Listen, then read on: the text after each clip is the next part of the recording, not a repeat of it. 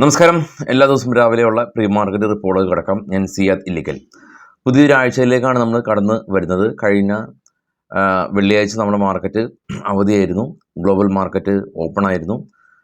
US നിന്ന് central bank തലവനായിട്ടുള്ള Jerome Powell interest rate cut ചെയ്യാനായിട്ട് ഹറി കാണിക്കുന്നില്ല, അല്ലെങ്കിൽ ധൃതി കാണിക്കില്ല എന്നുള്ള അദ്ദേഹത്തിൻ്റെ അഭിപ്രായം US മാർക്കറ്റിൽ കനത്ത ഇടിവിന് കാരണമായി. അതുവഴി ഗിഫ്റ്റ് നിഫ്റ്റിയും ഇടിഞ്ഞു. ഗിഫ്റ്റ് നിഫ്റ്റി ഇപ്പോൾ ഇൻഡിക്കേറ്റ് ചെയ്യുന്നത് ഏകദേശം ഒരു 100 പോയിൻ്റ് അടുത്ത് ഒരു ഗ്യാപ്പ് ഡൗൺ ആണ്. അതുവഴി മറ്റുള്ള ഏഷ്യൻ മാർക്കറ്റ് എല്ലാം തന്നെ ഒരു ഇടിവിലാണ് ഉള്ളത്. യൂറോപ്യൻ മാർക്കറ്റും ഇടിവിൽ തന്നെയാണ് ഉണ്ടായിരുന്നത്. എന്നാൽ സാംസങ്ങിൻ്റെ ബൈബാക്ക് പ്രഖ്യാപിച്ച കാരണം കൊറിയൻ മാർക്കറ്റ് ഏകദേശം 1.5% അപ്പാണ്. നമ്മുടെ മാർക്കറ്റിലേക്ക് വരുമ്പോൾ ബുധനാഴ്ച ദിവസം മാർക്കറ്റ് അവധിയാണ്. മഹാരാഷ്ട്ര സ്റ്റേറ്റ് ഇലക്ഷൻ കാരണം ഛത്തീസ്ഗഡിൻ്റെ ഇലക്ഷൻ്റെ 2ാം ഘട്ടം ആരംഭിക്കുന്നുണ്ട്. അപ്പോൾ ഇന്ത്യൻ മാർക്കറ്റ് ഇന്ത്യയിലുള്ള ലോക്കൽ ക്യൂസിലേക്ക് ശ്രദ്ധ കേന്ദ്രീകരിക്കും.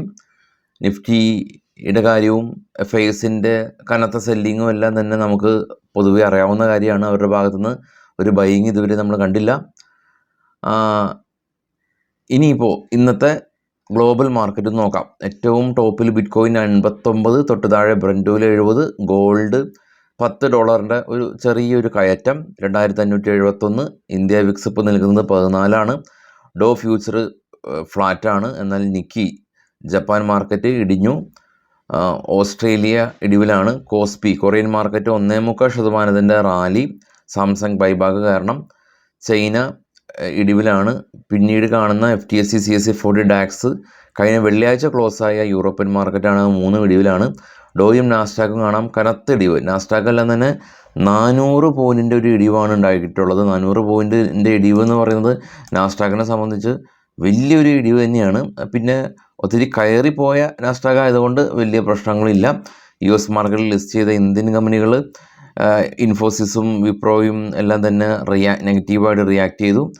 ICICയും എല്ലാം തന്നെ ഒരു പ്രത്യേകിച്ചൊരു പോസിറ്റീവായിട്ടുള്ള കാര്യങ്ങളൊന്നും തന്നെ ഗ്ലോബൽ മാർക്കറ്റിൽ സംഭവിച്ചില്ല. അതുവഴി ഇന്ത്യൻ മാർക്കറ്റിലും ഗിഫ്റ്റ് നിഫ്റ്റിയിലോ US മാർക്കറ്റിൽ ലിസ്റ്റ് ചെയ്ത ഇന്ത്യൻ കമ്പനികളിലോ പോസിറ്റീവായിട്ട് റിയാക്ട് ചെയ്യപ്പെടേണ്ട കാര്യമില്ല എന്നുള്ളത് കൊണ്ട് ഇന്ത്യൻ മാർക്കറ്റ് നമ്മളുടെ വെള്ളിയാഴ്ച ദിവസമോ വെള്ളിയാഴ്ചക്ക് നമ്മൾ 3:30 ശേഷം ഗിഫ്റ്റ് നിഫ്റ്റിയിലോ പ്രത്യേകിച്ച് ഒരു പോസിറ്റിവിറ്റി ഒന്നും തന്നെ കണ്ടില്ല. ഫേസ്ബുക്കെല്ലാം തന്നെ 4%, അസഞ്ചറും NVIDIAയും ആമസോണും ആപ്പിളും എല്ലാം തന്നെ ഫോള് രേഖപ്പെടുത്തി. ഇതിൽ റാലി ഉണ്ടാക്കിയിട്ടുള്ളത് ടെസ്ല മാത്രമാണ് 3%. ഇനി നമുക്ക് നമ്മുടെ മാർക്കറ്റിലേക്ക് തിരികെ എത്താം. നമ്മുടെ മാർക്കറ്റിൽ പ്രധാനമായിട്ടും ഇന്ന് രക്ഷകനായിട്ട് റിലയൻസ് വരുമോ എന്നുള്ളതാണ്. റിലയൻസ് ലോകത്തിലെ ഏറ്റവും വലിയ ഒരു മീഡിയ കമ്പനിയായിട്ടുള്ള ഡിസ്നി ആയിട്ടൊരു ജോയിൻറ്റ് വെഞ്ചർ അവർ പൂർത്തീകരിച്ചു എന്നുള്ള ന്യൂസുകളൊക്കെ ഉണ്ട്. IGLും അദാനി ടോട്ടൽ ഗ്യാസും, ഇന്ദ്രപ്രസ്ഥ ഗ്യാസും അദാനി ടോട്ടൽ ഗ്യാസും ഇവർ ഗെയിൽ ഗ്യാസ് സപ്ലൈ കുറയ്ക്കുമെന്ന് ഒരു റിപ്പോർട്ടുണ്ട്. ഇത് ഇവരുടെ പ്രോഫിറ്റിനെ ബാധിച്ചേക്കാം. വനാസ കൺസ്യൂമർ നെറ്റ് ലോസാണ് കമ്പനിയുള്ളത്. 18 കോടി രൂപ ലോസ് ആണ് കമ്പനിയുള്ളത്. കൂടാതെ തന്നെ ഡൽഹി ഒരു കമ്പനി ഇത് പ്രോഫിറ്റ് ജനറേറ്റ് ചെയ്തു. കഴിഞ്ഞ തവണ ഒരു 100 കോടി രൂപ ലോസ് ഉണ്ടാക്കിയ കമ്പനി ഇതവണ 10 കോടി രൂപ പ്രോഫിറ്റാണ്. സെയിൻറ്റ് കമ്പനി ഇവർ അലഗ്രോ മൈക്രോ സിസ്റ്റമായിട്ട് ഒരു പുതിയ ബിസിനസ് കോൺട്രാക്റ്റ് സൈൻ ചെയ്തു. ന്യൂറാക്ക കമ്പനി സെപ്റ്റോ എന്ന് പറഞ്ഞ കമ്പനിയായിട്ട് ഒരു പുതിയ ബിസിനസ് കോൺട്രാക്റ്റ് സൈൻ ചെയ്തു. ക്രോംപ്ടൺ ഗ്രേവ്സ് കൺസ്യൂമർ കമ്പനി 97 കോടി രൂപയിൽ നിന്ന് 125 നെറ്റ് പ്രോഫിറ്റ് ഉയർത്തി. സർദ എനർജി 141 നിന്ന് 195 കോടി രൂപയിലേക്ക് പ്രോഫിറ്റ് ഉയർത്തി. Muthoot finance company net profit ഏകദേശം 20% ഉയർന്ന് 1251 കോടി രൂപ 991 കോടി രൂപയിൽ നിന്നാണ് പ്രോഫിറ്റ് ഉയർന്നത്. രത്നമണി മെറ്റൽ 164 കോടി രൂപയിൽ നിന്ന് 100 കോടി രൂപയിലേക്ക് പ്രോഫിറ്റ് ഇടിഞ്ഞു. ഗർവേർ ടെക്നിക്കൽ ഫൈബർ കമ്പനി 52 കോടി രൂപയിൽ നിന്ന് 65 കോടി രൂപയിലേക്ക് പ്രോഫിറ്റ് ഉയർന്നു.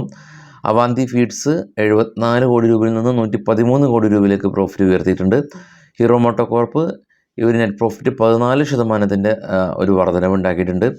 SH കെൽക്കർ ആൻഡ് കമ്പനി 29 കോടി രൂപയിൽ നിന്ന് 39 കോടി രൂപയിലേക്ക് പ്രോഫിറ്റ് ഉയർത്തി.